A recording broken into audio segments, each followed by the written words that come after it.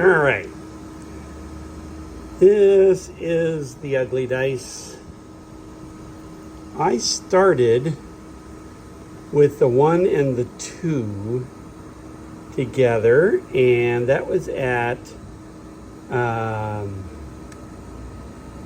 80 amps because I was using this thin pipe earlier, so I figured it'd be okay.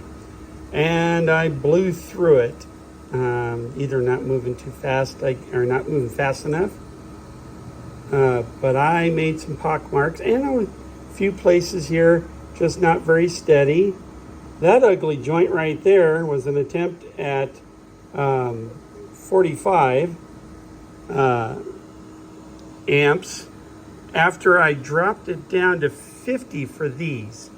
These turned out not too bad. I mean, obviously not a professional welder, but even a very good amateur one. But it laid down smooth. My pace that I normally use was about right for it.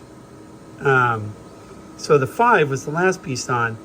But yeah, that's the one I moved it down a little more to see if that would help. And I was getting lots of spit and sputter. But this is my ugly dice.